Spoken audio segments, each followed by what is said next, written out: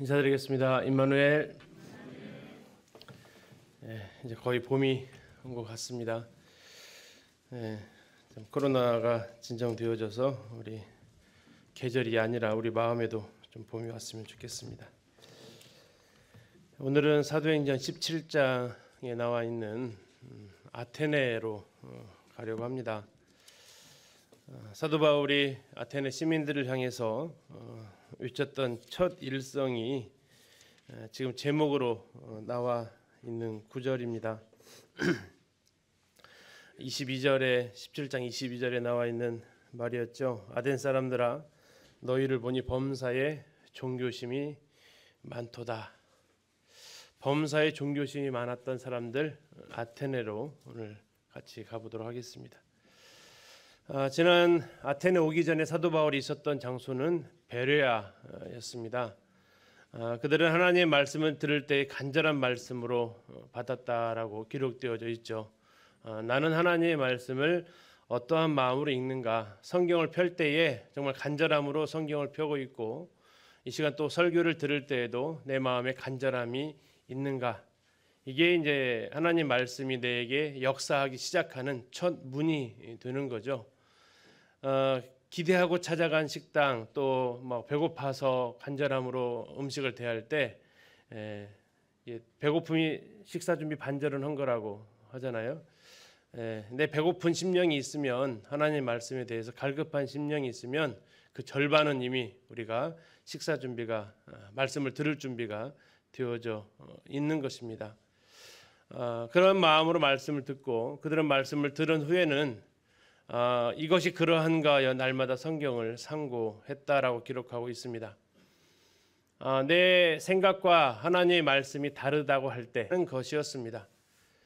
특별히 설교 시간에 들려지는 이 내용들이 나는 저렇게 생각해 본 적이 없는데 했을 경우에 우리는 어떻게 합니까? 무작정 따라갑니까? 아니면 그냥 그 형제 생각이지 하고 덮어버리십니까? 베레아 사람들은 과연 성경은 무엇을 말하느냐?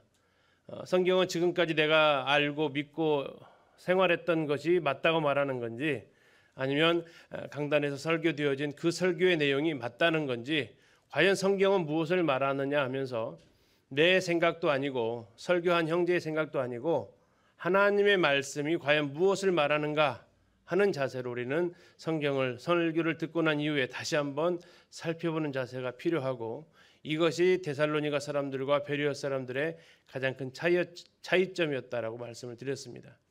그렇게 하기 위해서 우리는 날마다 성경을 읽고 외우고 묵상하고 연구하고 실천하는 그 삶이 베레아 사람들로 많은 구원받는 사람을 일어나게 하는 그런 모습을 볼 수 있었습니다. 우리는 말씀을 들을 때 하나님의 말씀으로 들어야 합니다. 그리고 간혹 그 말씀을 받을 때에 내 생각과 다르다면 우리는 성경을 펴서 우리는 내 생각을 고칠 줄 알아야 됩니다. 지난번에 말씀드렸죠. 데살로니가 성도들 더하기 베레아 성도들 하면 뭐가 나온다고요? 뭐가 나온다고요? 기린노 성도들이 나와야 한다고요. 아멘입니까? 아멘 안 하십니까? 간절한 마음으로 말씀을 받고 이것이 그러한가 하여 날마다 성경을 상고하는 기린노교회 성도님들이 되시기를 바라고, 오늘은 아덴을 살펴보면서 또 그 아덴 사람들은 하나님의 말씀을 어떻게 들었는가도 같이 이렇게 살펴보려고 합니다. 우리 성도님들의 삶을 변화시키는 한 편의 설교를 들려면 어떤 게 혹시 있을까요? 내 마음에 여전히 지금도 울림이 있는 한 편의 메시지, 어떠한 메시지가 있으십니까? 혹시 그 메시지가 없다면 참 불행한 삶입니다. 또 그것이 많다면 복스러운 삶이죠.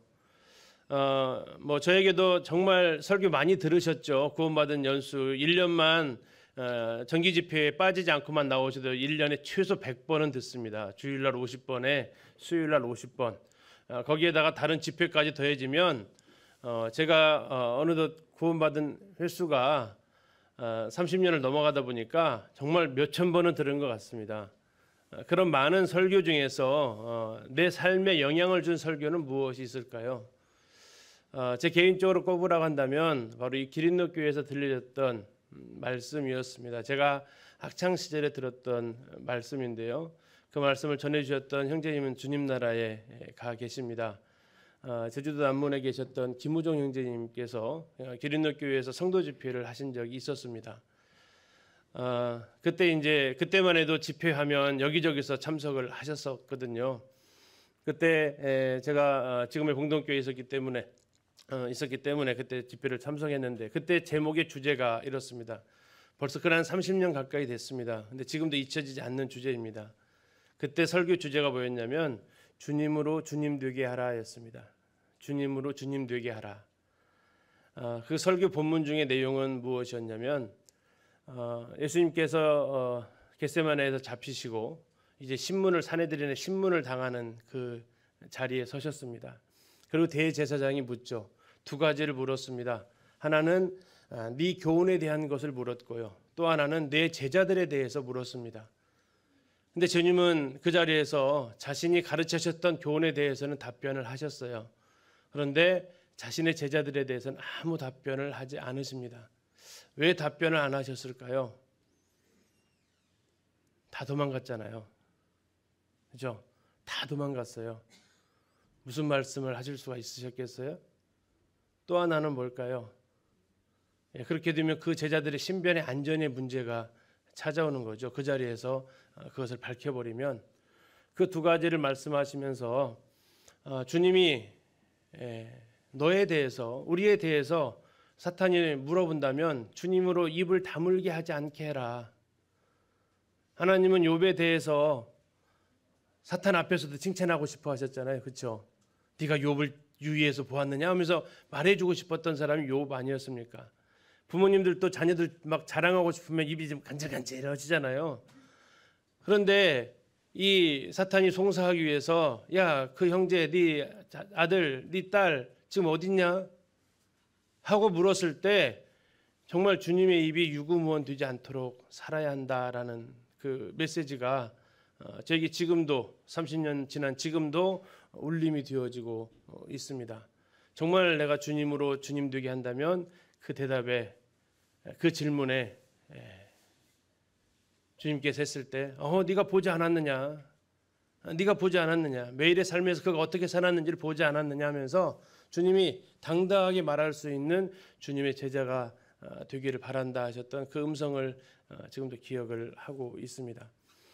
우리 성도님들 그 삶을 변화시킨 그 한편의 설교는 뭐가 있을까요? 아니, 좀 더 나아가서요. 왜 그 많은 설교를 들었으면서도 내 삶은 잘 변화하지 않는 것일까요? 우리는 복음 집회를 앞두고 있습니다. 복음을 전하다 보면 무슨 생각을 하다 봅니까?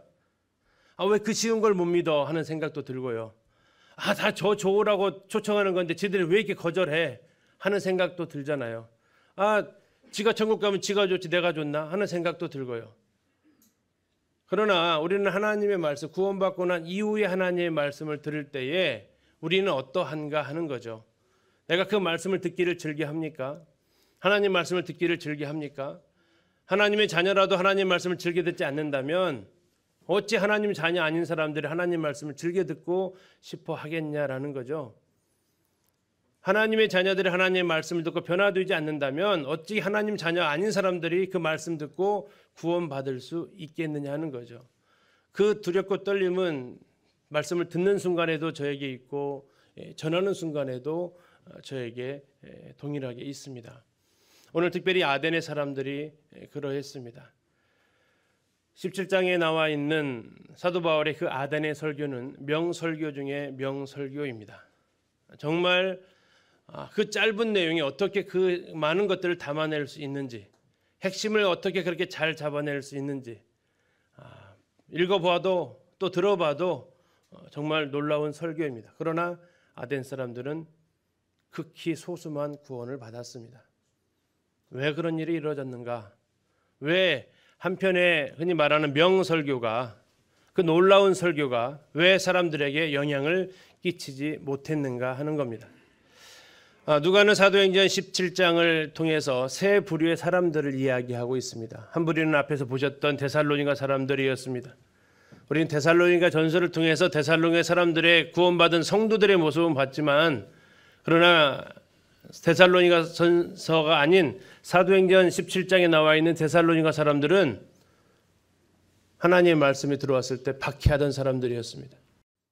베레아 사람들은 간절한 마음으로 하나님의 말씀을 들었던 사람이었고요. 그러나 이 아덴 사람들은 그러면 하나님 말씀 들을 때 어떻게 들었는가 하는 것을 오늘 같이 보려고 합니다. 자, 지난번에 베레아에서 사도 바울은 베레아 형제들의 도움으로 아테네까지 배를 타고 며칠을 걸려서 아마 갔을 겁니다. 거리상으로 꽤 먼 곳이었고요. 오늘 그래서 갈 곳은 이제 아테네입니다. 아테네. 우리나라에서 안타깝게도 직항이 없습니다. 아테네를 가려면 반드시 경유해서만 가야 되고, 직항이 생겼으면 좋겠다 하는 마음을 아테네 갈 때마다 이렇게 하게 됩니다. 자, 그 아테네에 대해서 한번 영상으로라도 이렇게 한번 가보시도록 하겠습니다. 네.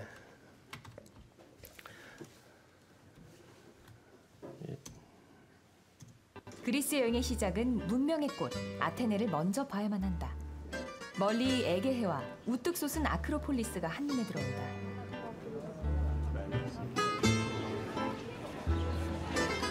숨이 막힐 듯 더위가 기승을 부렸지만 몰려든 사람들의 발길을 막지 못한다. 아는 만큼 보인다는 말이 실감나는 이곳. 알아보고 기억해야 할 것들이 많다.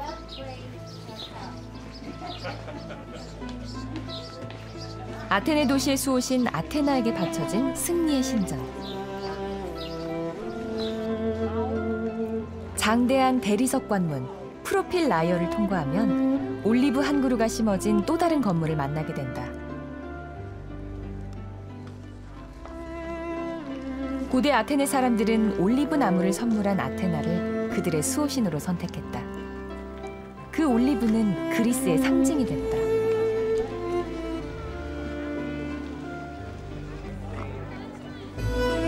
파르테논 신전이다.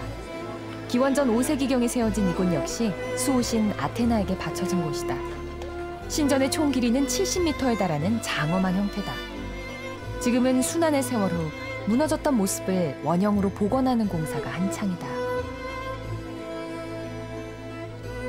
신전을 장식했던 조각품의 대부분은 대형 박물관에 있어 실제 여기선 겨우 한 조각의 조각상을 아슬아슬하게 만날 수 있다. 여전히 안타까운 역사의 반복이다.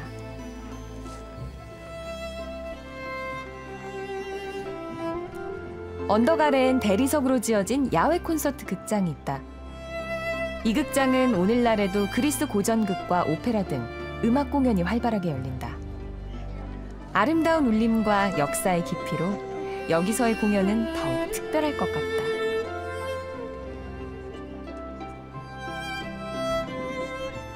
아크로폴리스 남동쪽 아래엔 낮은 언덕이 있다. 서기 51년 사도 바울이 아테네에 와서 최초로 그리스도의 복음을 전한 곳이다. 최고 법정의 역할을 했던 이곳 아레오파고스에서 사도 바울은 미지의 신에 관하여라는 설교를 했다. 울퉁불퉁한 계단을 오르면 아크로폴리스 언덕이 올려다 보인다. 신화와 전설의 나라 그리스가 로마 시대를 거치며 그리스 정교의 기독교 국가가 됐다.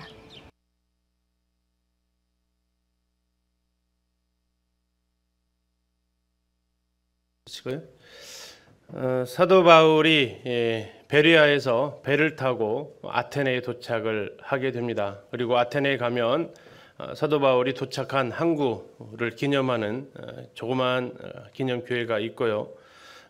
이름이 좀 그렇죠. 빨라이온 빨레론 항구라는 아테네 항구가 있습니다. 거기에는 이렇게 사도 바울을 기념하는 기념비 동상처럼 이렇게 세워져 있고요. 여기에 그 2세기의 지리학자였던 파우사니아스가 쓴 기록에 의하면 내가 팔레론만에 있는 항구에서 아테네에 이르는 길, 아마 이 길을 사도 바울도 갔을 그 길이다.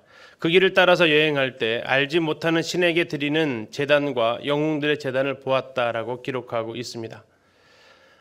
나중에 이 사도행전 본문에 나오죠. 너희들이 다 지나다 보니까 알지 못하는 신에게라고 쓴 제단도 있더라라는 거였습니다. 종교심이 많았던 사람들이 혹시나 우리가 챙기지 못한 신이 있으면 어떻게 할까? 그 챙기지 못한 신이 왜 나를 기념하는 신은 없냐면서 이 도시에 재앙을 내리면 어떨게 하다가 그냥 다 뭉그러뜨려서 알지 못하는 신의 제단 하나 딱 세우는 거죠. 근데 이게 아테네만 있는 게 세계 곳곳에 있어요. 근데 아테나도 워낙 종교심이 많다 보니까 혹 빼먹은 신이 있을지 모르니까 기타 등등 하지 않고 그냥 딱 이렇게 세워놓은 그 신을 2세기 때 봤다는데 사도 바울도 이것을 기록을 하고 있는 거죠. 자, 오늘의 본문이 사도행전 17장 16절부터 본문인데요. 우리 성경을 한번 찾아서 보시도록 하겠습니다. 여기 이제 아테네를 가게 되면 사람들이 이것을 보려고 제일 많이 갑니다. 혹시 뭘까요? 이겁니다. 뭘까요? 이게 파르테논 신전이라는 것입니다. 파르테논 신전, 아테나 여신을 모시고 있는 그 신전이죠. 저 건물 지은 지가 얼마 됐을 것 같으세요? 얼마 안 됐습니다. 2500년 정도 됐습니다. 얼마 안 됐죠. 저는 이제 외국 나가기 전까지 우리나라 문화재가 굉장한 줄 알았습니다. 뭐 경주에 있는 두탑 천년 고찰이라고 하면서, 근데 여기 갔다가 비교해 보니까 왜 이렇게 초라해 보이는지요. 뭐 경주에 있는 그 탑들보다 한 1500년 이전에 저렇게 대리석으로, 저건 부서져도 저 정도의 우람함을 보여주고 있는데, 저기 완공되었다면 얼마나 화려했을까를 생각할 수 있는 겁니다. 17장 16절에 보시면 바울이 아덴에서 그들을 기다리다가, 그들은 누굽니까? 디모데와 실라죠. 디모데와 실라를 기다리다가 그 성에 뭐가 가득했습니까? 우상이 가득했고, 대표적인 우상이 바로 지금 화면에 보이시는 저 파르테논 신전 안에 있는 아테나 신입니다. 주신이라는 그 도시마다 주신이 있습니다. 그리스 로마 신화 가서 보면 제우스가 제일의 신인 것 같지만 이 아테네에서는 그 아테나 여신이 제일 주된 신입니다. 그래서 가장 좋은 자리에 그 신전을 건축해 놓고 그 아테나 여신을 모신 곳 저 파르테논 신전이 됩니다. 이거 말고도 이따 보시겠지만 정말 신전이 많습니다. 사도 바울이 기록했던 우상이 가득하다라는 말이 문자 그대로 정확한 표현입니다. 우상이 가득한 것을 그가 보았습니다. 자, 그것을 보고 그의 마음이 격분했다라고 나와 있습니다. 마음이 격분했습니다. 자, 그런 가운데서 그가 한 것은 회당으로 찾아갔고, 회당에 누가 있습니까? 유대인과 경건한 사람들이 있습니다. 경건한 사람들은 어떤 사람들에게라겠죠? 특별히 막 신앙심 좋은 사람이 아니라 경건한 사람은 유대교를 개종하지 않은 사람들이라고 했습니다. 또 장터로 갑니다. 아고라라고 하는데요. 장터에서는 날마다 만나는 사람들과 변론을 했습니다. 그리고 그 장터에 가면 두 군데의 철학자들이 모이는 철학자들의 모임터가 있습니다. 한쪽의 철학자들은 에피쿠로스 학파라는 정원학파라고 있었고요. 또 한쪽엔 스토아 철학자들이라고는 이 주랑이 모이는 철학자들이 있었습니다. 그 이 두 철학자들과 사도 바울은 쟁론했다라고 나옵니다. 자, 그렇게 쟁론하면서 그 사람들이 내린, 철학자들이 내린, 장터에서 만나는 사람들이 내린 사도 바울에 대한 결론은, 어떤 사람은 이르되 이 말쟁이가 무슨 말을 하고자 하느냐 하고, 어떤 사람은 이르되 이방신들을 전하는 사람인가 보다 하니 이는 바울이 예수와 부활을 전하기 때문이로라. 한 번도 들어보지 못한 예수님, 그리고 그들이 도저히 용납할 수 없었던 몸의 부활이었습니다. 그리스 로마 신화를 조금 접하신 분들은 그리스 로마 신화에서는 죽고 사는 것이 그렇게 문제되지 않습니다. 사람이 살다가 잘하고 죽으면 뭐가 됩니까? 신이 됩니다. 그들이 사람이 죽어서 신이 되는 것은 그들에게 있어서 일반적인 상식이었습니다. 신이 사람이 되고 사람이 신이 되는 것이 그리스 로마의 신화인데, 그들에게 충격을 주었던 것은 몸이 부활한다는 겁니다. 죽어서 신이 되는 게 아니고 몸이 다시 사람처럼 부활한다라는 것, 그리고 그것은 그들에게 받아들일 수 없었던 것입니다. 여기에 보면 사도 바울이 했던 네 가지가 나오는데요. 사도 바울이 본 것이 있습니다. 사도 바울이 느낀 것이 있고요. 사도 바울이 행하고 전한 것이 있습니다. 자, 사도 바울이 무엇을 봤다고요? 우상이 가득한 것을 보았습니다. 자, 그걸 보고 무엇을 느꼈다고요? 마음에 격분했다고 나와 있습니다. 격분이 무슨 뜻인지 말씀드리겠습니다. 그 다음에 그래서 한 것이 뭐라고요? 17절 앞에 우리나라 성경에는 빠져 있지만 원어에는 그러므로라는 단어가 들어져 있습니다. 17절 앞에. 그러므로 그가 했던 것이 회당과 장터와 철학자들을 찾아갔다고 말하고 있습니다. 사람들을 향해서 찾아간 겁니다. 회당으로 찾아갔고 장터로 찾아가고 철학자들과 만나서 변론하고 쟁론하고, 그러면서 결국 그가 변론 쟁론은 끝난 게 아니라 마지막에 그가 전했던 것은 뭘 전했다고요? 예수님과 부활을 전했다라는 겁니다.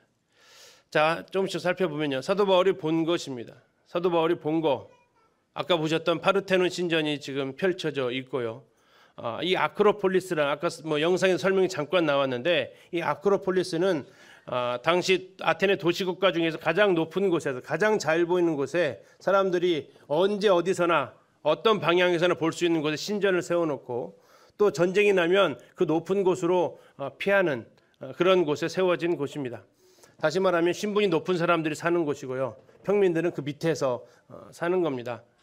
자, 이 우상이 가득했던 신전의 모습을 보는데 파르테논 신전만 있는 게 아니라 이 파르테논 신전에 있었던 아테네에게 제사를 드렸던 에렉티온 신전도 있고, 다음에 이 아크로폴리스 올라가기 위해서 들어가게 되면 정문이라는 건데 그 정문에도 신전이 있었고, 그 정문 오른쪽에는 우리 남학생들이 신발 좋아하는 나이키, 그죠? 나이키 상표의 원조인 니케, 그 니케 신전이 딱 자리하고 있습니다. 그 밑에는 또 음악당이 이렇게 있고요. 이걸 좀 뷰로 항공 뷰로 보면 이렇게 생겼습니다. 자, 파르테논 신전이 있고, 그 파르테논 신전 뒤에는 아우구스투스 황제 신전이 자리하고 있습니다. 그 왼쪽에는 에렉테이온 신전, 아까 말씀드린 아테네 여신을 위해서 제사 드렸던 그 신전이 있고, 그 앞에 혹시 올리브나무 보이세요? 올리브나무? 네, 올리브나무. 네, 그 에렉테이온 신전 앞에 이게 지금 올리브나무입니다. 이걸 아테네가 이 아테네 시민들한테 줬다고 그러죠. 그래서 이 아테네 주신으로 인정을 받았다고 하는데, 그런 니케 신전 프로펠리아, 저쪽에 보면 제우스 신전 보이시나요? 위에 여기에. 예. 제우스 신전이 그리스 로마 신화에서 굉장히 센 신인데 이 아테네에서는 힘을 못 써요. 그래서 저 평민들 거하는 저 바닥에 자리할 정도로 제우스가 저 밑에 내려가 있을 정도면 얼마만큼 이곳에 우상이 가득했는지를 알 수 있는 하나의 거죠. 또 술의 신이라고는 디오니소스 극장도 이렇게 있습니다. 방금 말씀드린 디오니소스 극장입니다. 연극하는 사람들에게 있어서는 정말 가보고 싶은 곳이죠. 신의 이름을 따서 이렇게 짓습니다. 지금도 사용하고 있는 음악당입니다. 여기에서 한국인 조수미 씨가 공연도 했었죠. 지금까지도 이게 얼마 안 됐다니까요. 한 2000년밖에 안 됐는데 이곳에서 공연을 하는데 그 원음이 마이크 음향시설 별로 없어도 다 들리게끔 구조가 되어져 있다라는 것입니다. 자, 아까 그리고 말씀드렸던 이런 신전들이 전부 자리하고 있는 곳이 파르테논 신전인데요. 이것은 2,500년 됐다고 하는데 이 페리클레스라는 사람이 약 1억 달러, 지금 1억 달러도 엄청난 큰 돈이잖아요. 그런 돈, 대리석이 2만 톤 들어갔다고 합니다. 그걸 가지고 지은 정말 웅장한 건물이고, 유네스코에서 지정한 세계문화유산이라는 게 있습니다. 우리나라도 여러 개 있습니다. 세계문화유산으로 지정된.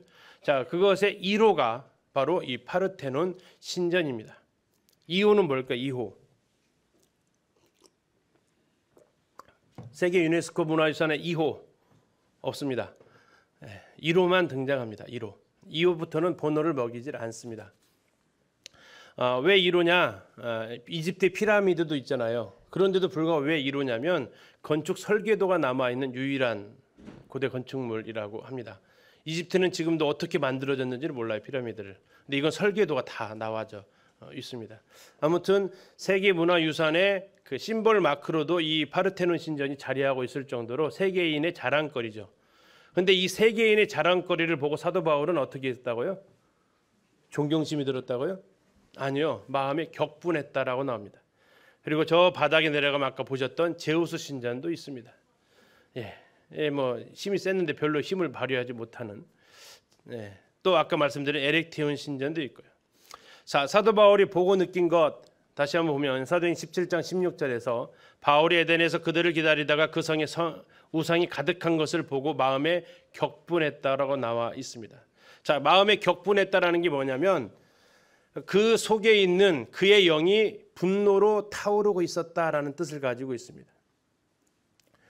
킹제임스 버전에서는 그의 영이 그 안에서 자극을 받았다라고 표현하고 있고, NASB라는 영어 성경에서는 그의 영이 그 내면에서 분노하고 있었다라고 표현하고 있습니다.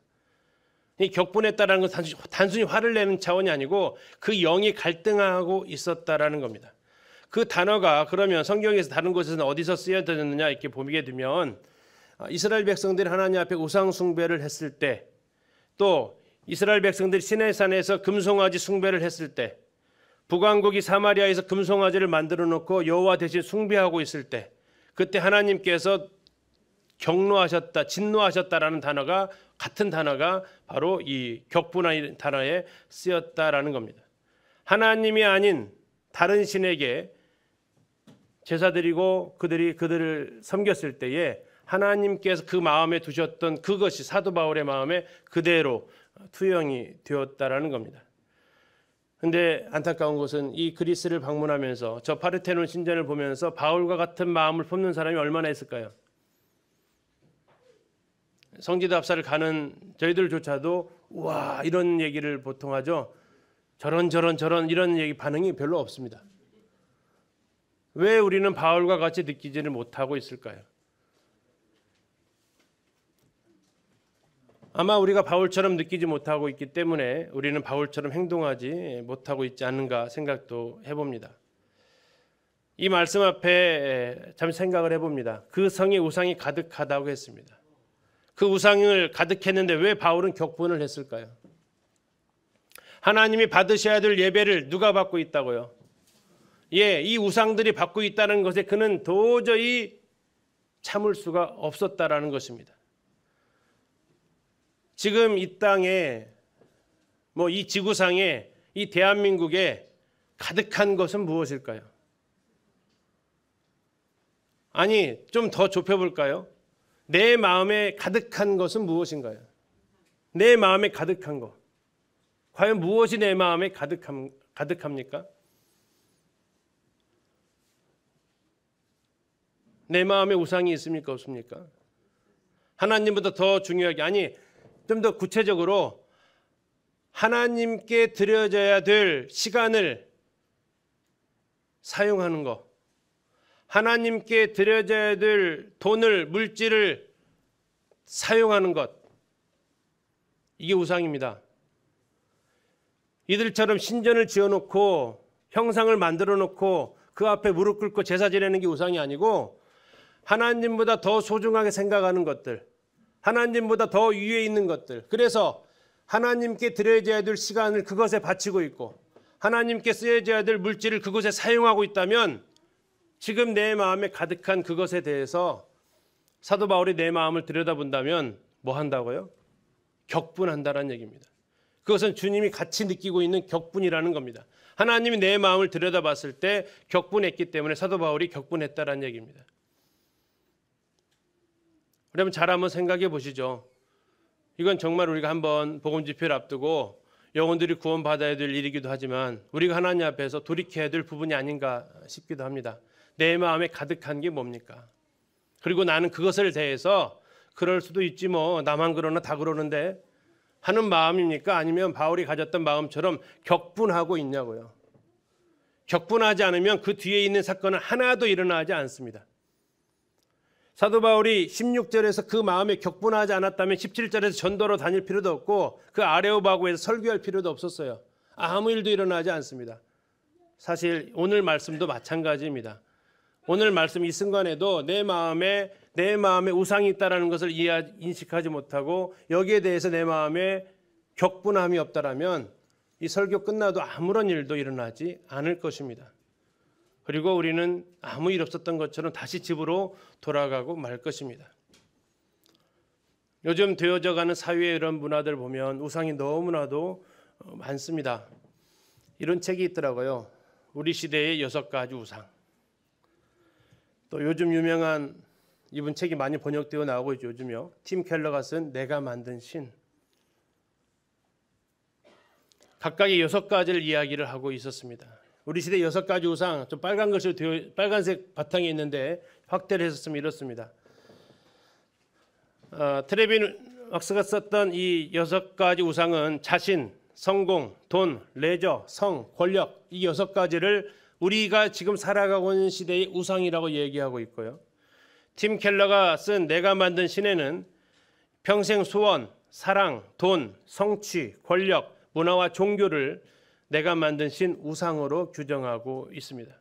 그런데 놀라운 일치를 보이는 것은요, 단어적인 표현만 조금 달랐지 이 두 책이 일치하고 있다는 겁니다.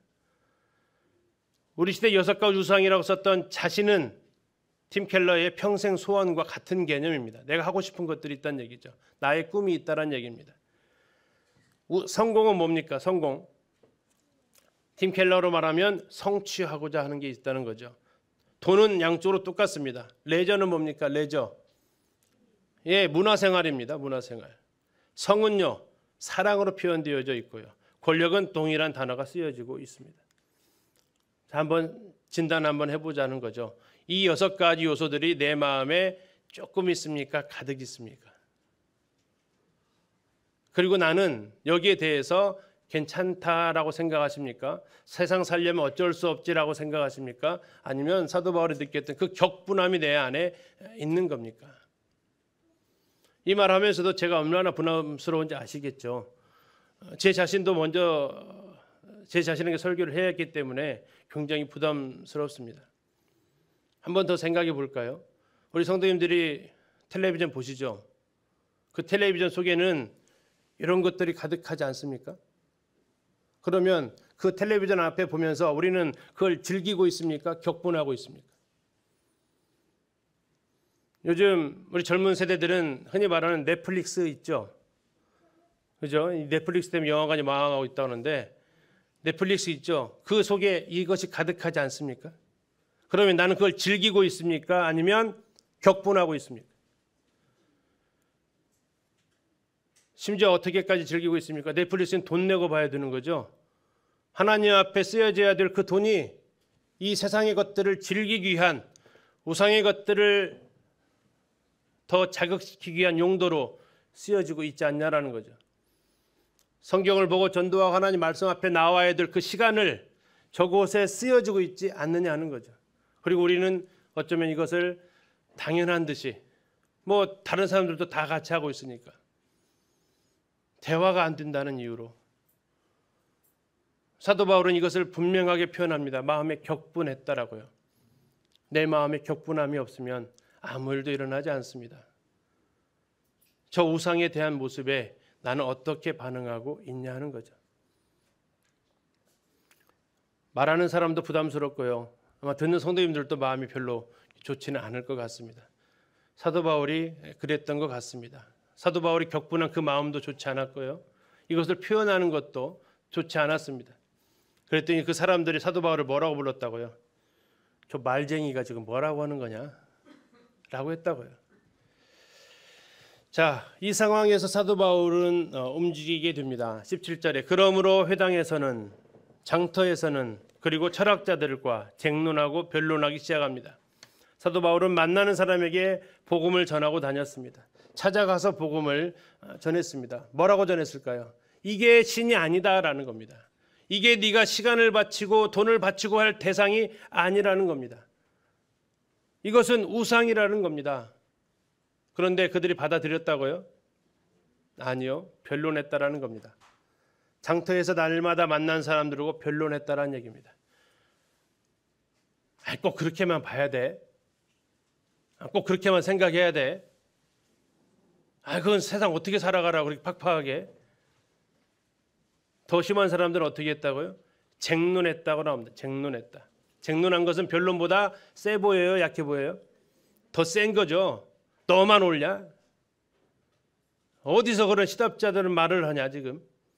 그래서 그들을 표현한 겁니다. 이 말쟁이가 지금 무슨 말을 하냐라는 거죠. 말쟁이가. 말쟁이는 씨를 줍는 사람이라는 뜻을 가지고 있습니다. 참새 까마귀 같은 것들이 곡식을 주워 먹는 것들이 바로 이 말쟁이라는 겁니다. 참새나 까마귀 같은 새가 곡식 주워 먹으면 한 자리에서 오래 먹던가요? 한두 개 먹고 톡 날아가서 또 먹고 이렇게 돌아다니면서 먹던가요? 언제 잡힐지 모르니까 돌아다니면서 먹잖아요. 네가 지금 하는 게 꼭 그 꼴이다는 얘기입니다. 어디서 듣도 보도 못한 말을 가지고 여기서 조금 저기서 조금 가지고 이런 요소를 펼치냐라는 겁니다. 이게 그 사람들이 사도 바울이 아무리 우상이 가득하다고 외치고 그들을 향해서 호소했어도 말쟁이가 지금 뭔 말을 하자는 거야 하는 겁니다. 변론하고 쟁론합니다. 변할 수 없는 것은 사도 바울은 예수와 부활을 그들에게 전합니다. 좀 더 구체적으로 볼까요? 첫 번째, 회당에서는 유대인과 경건한 사람들에게 복음을 전합니다. 그런데 이 사역은 굉장히 간단하게 나와 있습니다. 데살로니가하고 베레아는 이것이 중심으로 나와 있다면 아덴에서는 이 사역이 거의 났다. 이 한 줄만 딱 기록되어 없습니다. 자, 그 다음에 또 장터에서는 날마다 만나는 사람들과 변론했다. 장터를 가리켜서 아고라, 광장이라고 뜻을 가지고 있습니다. 여기는 사람들이 계속 모이는 곳입니다. 시장이 오늘날로 말하면 시장입니다. 시장에서 많은 사람들이 모이죠. 근데 그리스의 특징 중에 하나는 시장을 보는 사람들이 여자가 볼까요, 남자가 볼까요? 남자가 봅니다. 좋죠. 그래서 남자들이 와가지고 장 보다가 정치 얘기, 철학 얘기 하는 거예요. 계속 떠드는 거예요. 그리스 남자들 진짜 말 많습니다. 아무튼 이들은 이 광장 자체가 그냥 단순히 시장통 역할을 하는 게 아니고 정보를 교환하고 새로운 소식을 듣고 뉴스를 듣고 이러한 곳이에요. 그곳에 가서 사람들한테 지금 이곳에 너희들의 삶의 모습이 잘못됐다라고 지금 이야기를 하는데 사람들은 받아들이지 않는 거죠. 새로운 지식이 하나 왔나 보다라고 이야기를 하는 겁니다. 자, 그러니까 회당도 장터도 안 받아주니 그 다음에 어디로 갑니까? 철학자들이 있는 곳을 찾아갑니다. 자, 에피쿠로스 학파, 스토아 학파 아마 학교 다니실 때 들어본 적 있으신 분들도 계실 겁니다. 그들하고 쟁론을 하는데 이 아고라 안에 두 군데 다 있습니다. 이 아고라 아까 했던 그 장터고요. 여기에서 이제 에피쿠로스 학파는 여기 나무가 굉장히 많이 심어져 있죠. 그래서 정원 학파라고 불려진 사람들이 이 나무 그늘에서 사람들이 토의하는 사람들이 있었습니다. 그들을 가리켜서 에피쿠로스 학파, 정원 학파라고 하고요. 다음에 여기 이제 아탈로스 주랑이라는 곳인데 기둥이 많이 있습니다. 일단 잠시 볼게요. 여기에서 모여가지고 배우고 또 토론하고 했던 사람들이 스토아 철학파들이 있습니다. 자, 이 사람들하고 만나가지고 이제 쟁론했다라는 겁니다. 쟁론했다라는 얘기는 변론보다 더 강하게 말을 한 거죠. 이 아탈로스 주랑입니다. 아까 보셨던 여기에 보면 이런 기둥들이 이렇게 있습니다. 이 주랑이라는 것은 바로 이 기둥들이 이렇게 펼쳐져 있는 회랑이라는 뜻을 가지고 있고요. 이곳에 사람들이 모여서 철학을 논했는데 그들을 가리켜서 스토아라는 이거 이름이 스토아입니다. 그래서 이들의 별명이 스토아 학파라는 별명이 붙은 겁니다. 자, 그들은 이성을 굉장히 중요시하게 생각을 했습니다. 그래서 이 인간의 이게 있어서 중요한 금욕주의 같은 것을 추구를 했고 이들은 자기의 그리고 지적 교만 이런 것들을 굉장히 우월스럽게 자부심으로 생각을 했기 때문에 하나님의 말씀과 배척이 되는 거죠. 성경은 뭐라고 말하고 있습니까? 인간의 지식이 하나님의 어리석음보다 낫지 못하다고 했기 때문에 그래서 헬라인들은 지식을 구한다고 했잖아요. 그런데 이런 것들에 대해서 사도 바울이 아니다라고 하니까 쟁론을 한 거죠. 이 스토아 학파 앞에는 이 베마라는 이 베마 표지석이더라고요. 베마 표지석이 있습니다. 이 베마가 뭐냐면 발언대입니다. 자, 이 말이 많은 사람들이 있다 보니까 혼자 독점하게 놔두면 어떻게 해요? 나도 좀 하고 싶은데 말을 못 하잖아요. 그래서 이 발언대 옆에는 이 물시계가 있어요. 이 물시계가 하는 역할이 뭐냐면 발언 시간을 제한하는 겁니다. 몇 분이냐면 1인당 6분을 시간을 줬대요. 6분. 자, 6분을 주는 이유를 어떻게 알았냐면 이 물시계가 있는데 여기에다 물을 가득 채우고 여기 밑에 구멍이 있습니다. 그래서 구멍을 뚫어서 이렇게 여기 있는 물이 싹 빠지는데 걸리는 시간이에요. 그리고 이제 6분 지났잖아요. 이걸 위치를 또 바꾸는 거죠. 이건 비어 있으니까 내리고 이거 찼으니까 올리고. 자, 그렇게 해서 6분간 발언하면서 하는데 아마도 사도 바울이 이곳에서 아까 했던 그런 이야기들을 했을 것이고 이것들이 이제 이슈가 됐을 것입니다. 그래가지고 이제 아레오바고까지 올라가는 거죠.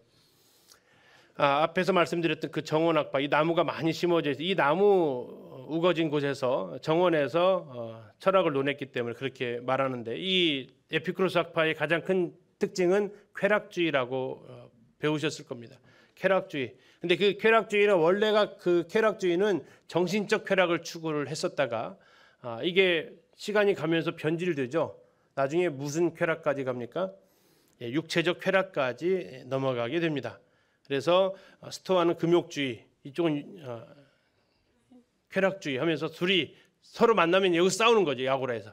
금욕주의가 맞느니 쾌락주의가 맞느니 계속해서 논쟁을 하는 겁니다. 근데 그 사이에 바울이 딱 끼어들어서 뭐라고 한 거예요?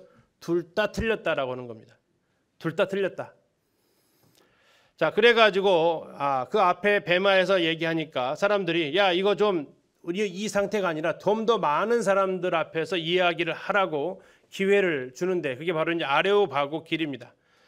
지금도 갔더니 아레오바고 길이라고 이렇게 표시되어져 있고요. 이 길로 쭉 올라가면 아레오바고로 올라가는 길입니다. 자, 그들이 아마 철학자들이겠죠. 그리고 그 아고라의 시민들이었을 겁니다. 사도 바울을 붙잡아서 아레오바고로 올라갑니다. 이거 올라가는 이유는 체포되어서 올라가는 게 아니고 요즘으로 말하면 공청회를 하는 겁니다. 과연 사도 바울 네 주장이 이 시민들이 받아들일 만한 것이냐 아니냐에 대해서 받아들이면 계속 말할 수 있는 기회를 주겠지만, 받아들이지 않으면 심지어는 추방까지 할 수 있는 거죠. 이들은 한 450년 전에 소크라테스를 그렇게 해서 죽인 사람들이 아테네 시민들입니다. 자, 그래서 가는 거죠. 네가 말하는 이 새로운 가르침, 한 번도 듣지도 보지도 못했던 가르침이었다는 거죠. 무엇인지 우리가 알 수 있겠느냐? 네가 어떤 이상한 것을 우리에게 들려주니 그 무슨 뜻인지 알고자 하노라.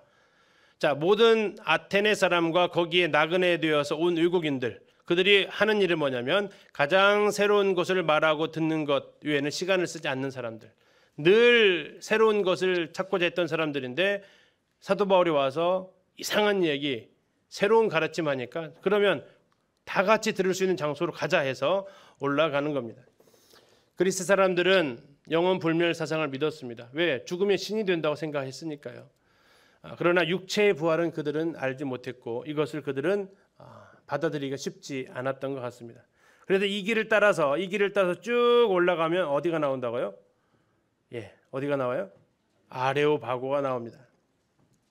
이게 지금 아레오바고입니다. 이 커다란 바위덩어리 보이시죠? 이게 아레오바고고요. 이 아레오바고로 가서 사도 바울이 이제 변호를 하게 됩니다.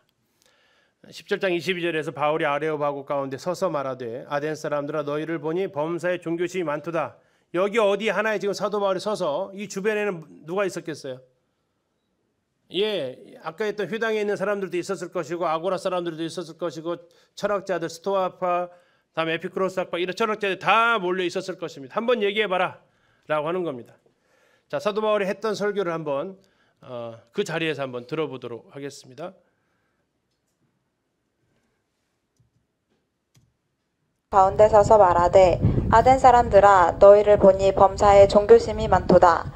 내가 두루 다니며 너희가 위하는 것들을 보다가 알지 못하는 신내계라고 새긴 단도 보았으니 그런즉 너희가 알지 못하고 위하는 그것을 내가 너희에게 알게 하리라. 우주와 그 가운데 있는 만물을 지으신 하나님께서는 천지의 주제시니 손으로 지은 전에 계시지 아니하시고 또 무엇이 부족한 것처럼 사람의 손으로 섬김을 받으시는 것이 아니니 이는 만민에게 생명과 호흡과 만물을 친히 주시는 이심이라. 인류의 모든 족속을 한 혈통으로 만드사 온 땅에 살게 하시고 그들의 연대를 정하시며 거주의 경계를 한정하셨으니 이는 사람으로 혹 하나님을 더듬어 찾아 발견하게 하려 하심이로되 그는 우리 각 사람에게서 멀리 계시지 아니하도다.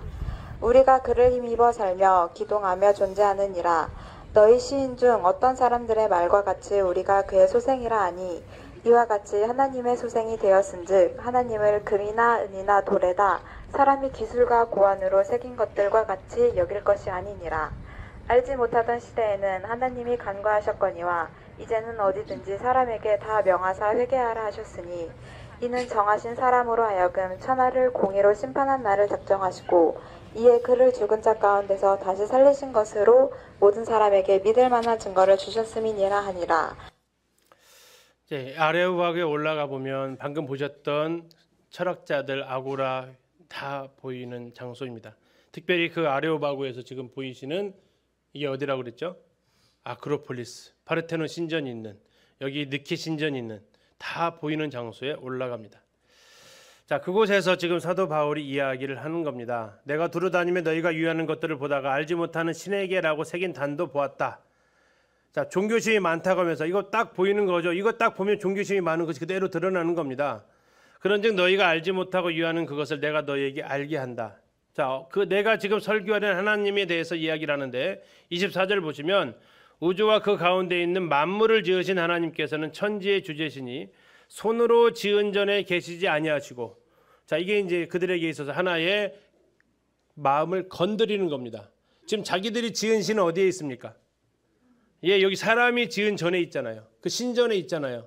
그런데 지금 얘기하는 겁니다. 하나님께서는 천지를 지으신 분이시기 때문에 이 천지가 그분을 창조물인데 그분을 모셔놓을 신전은 없다라는 거고, 그런데 너희들은 지금 손으로 지은 전에다가 신전을 모아놨는데 그 너희들의 신과는 차원이 다른 하나님이시다라고 얘기합니다. 또 무엇이 부족한 것처럼 사람의 손으로 섬김을 받으시는 것이 아니니 만민에게 생명과 호흡과 만물을 친히 주시는 이심이라.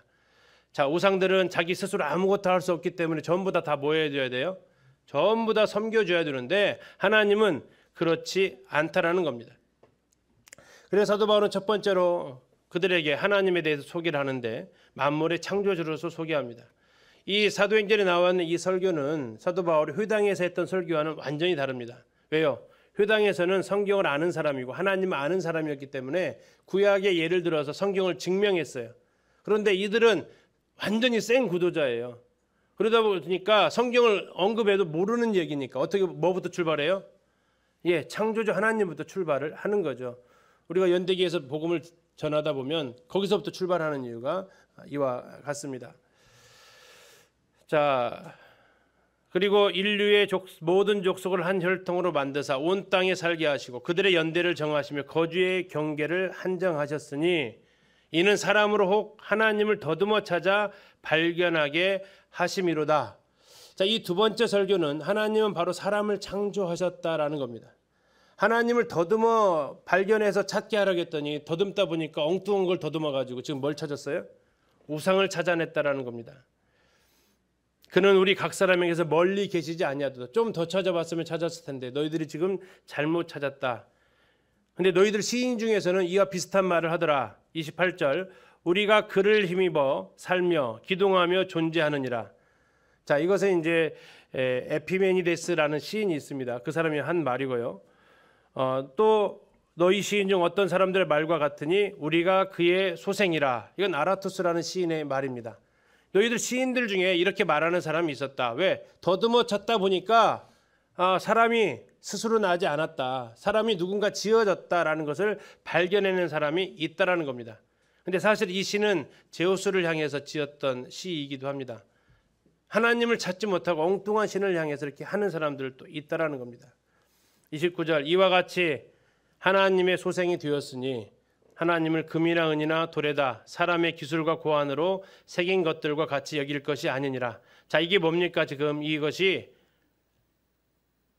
금이나 은이나 돌에다가 사람이 기술과 고안으로 새긴 것들이잖아요. 이건 신은 여기에 들어갈 수 없다. 자, 두 가지 질문입니다. 인간이 신의 소생입니까? 신이 인간의 소생입니까?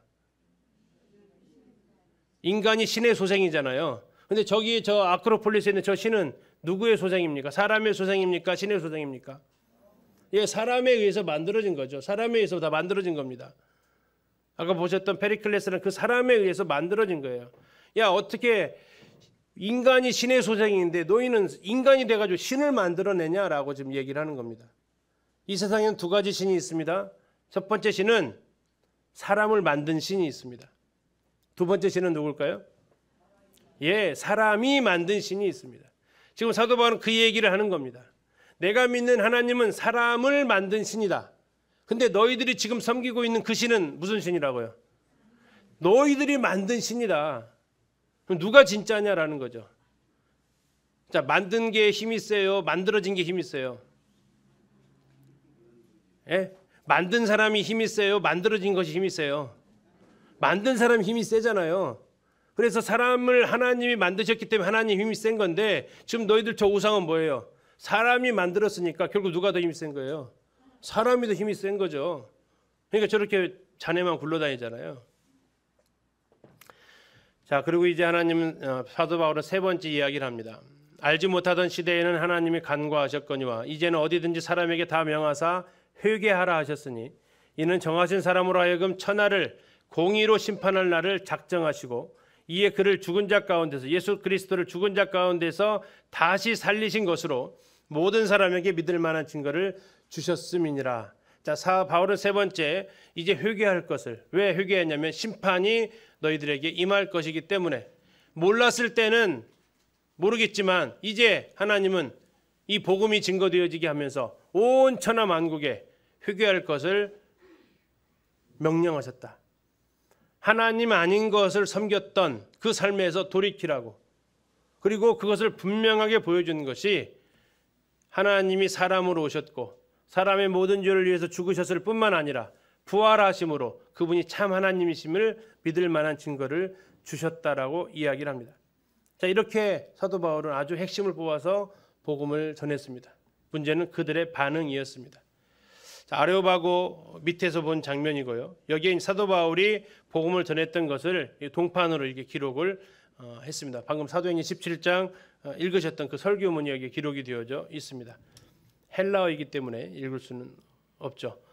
자, 여기에서 32절 다 들었습니다. 그들이 죽은 자의 부활을 듣고 죽은 자의 부활을 들었습니다. 어떤 사람은 뭐 했습니까? 조롱합니다. 어떤 사람은요? 다시 듣겠다고 합니다. 이에 바울이 그들 가운데서 떠납니다. 그러나 희망은 34절이죠. 몇 사람이 바울을 가까이해서 믿게 됩니다. 그 중에 두 사람의 이름이 기록되어지고 있는데 한 사람은 디오누시오, 또 한 사람은 다마리. 이 두 사람의 이름이 기록되어져 있습니다. 이 디오누시오는 법원장이라고 알려져 있고 나중에 그는 아테네 교회의 초대 장로가 되었다라고 교회사에 전해지고 있습니다. 그들은 왜 살아계신 하나님에 대해서 인간을 창조한 하나님에 대해서 부활하신 예수 그리스도에 대해서 들었음에도 불구하고 회개하지 않고 오히려 조롱하고 다시 듣겠다는 얘기 뭡니까? 다시 듣겠다. 미루는 거죠. 이거 전도하시다 보면 많이 듣는 얘기 아닙니까? 다음에 할게 다음에 갈게 미루는 거죠. 많이 경험하셨을 겁니다. 어떻게 조롱하는 사람들도 많이 만나보죠. 요즘은 전도지 주려고 해도 옛날에는 좀 받으셨거든요. 요즘은 아예 안 받는 분들도 많습니다. 지금 때가 어느 때인데 하면서 하는 분들도 많고요. 배척하는 사람들이 점점 더 많아지고 있습니다. 그러나 우리가 복음 집회를 하는 이유는 아마 34절에 몇 사람이 들을 것이기 때문에 합니다. 몇 사람이 들을 것이고 또 그 중에서 주님이 준비된 영혼들이 있을 것입니다. 우리는 이 복음 집회를 앞두고 생각을 해봅니다. 먼저 내 마음에 가득한 것이 있는가? 그것이 정말 하나님의 자리를 꿰차고 있어서 뭐예요? 예배를 받고 있는가? 내 물질과 시간을 그것에 쓰게 만들고 있다라면 그것은 나의 우상이 되어져 있다라는 겁니다. 그들이 왜 조롱하고 왜 뒤로 미룹니까? 그 우상이 있었기 때문에 그런 겁니다. 우상.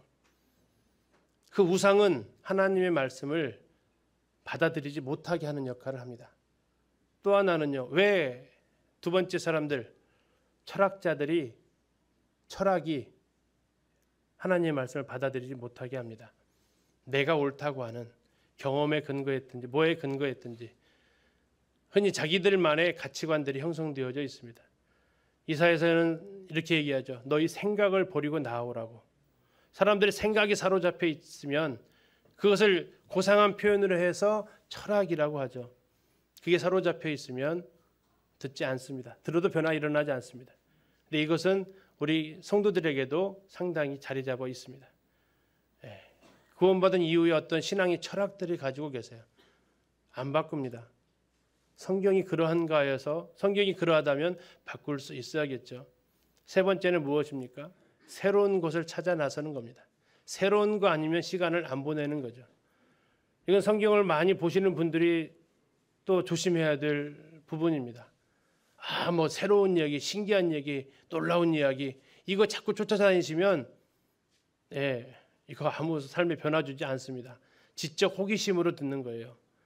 하나님의 말씀은 정보를 위한 책이 아닙니다.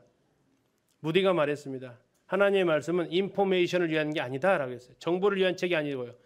변화를 위한 책이다. 트랜스포메이션을 위한 책이다라고 말씀하고 있습니다.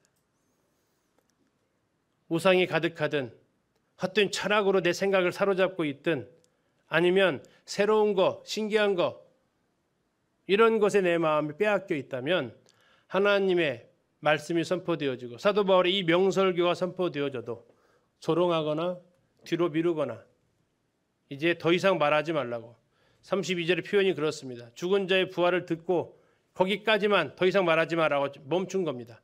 뒤에 바울은 더 설교하려고 했던 것 같아요. 근데 거기까지 더 이상 그 이상은 내가 못 듣겠다라고 지금 멈췄고 바울은 그들 가운데서 떠나게 됩니다. 첫째는 복음 집회 앞두고 영혼들의 마음이 그 우상에서 헛된 철학에서 또 그런 새로운 거에 대한 그 호기심에서 듣지 않도록 우리가 기도하게 되고 두 번째는 내 마음이 하나님을 빼앗는 우상에게서 또 나도 알지 못하게 생성되어진 나만의 철학이 그리고 새로운 것, 신기한 것, 처음 들어본 것 그것을 추구하는 내 마음이 여기에서 떠나게 되기를 또 함께 기도하게 됩니다. 감사합니다.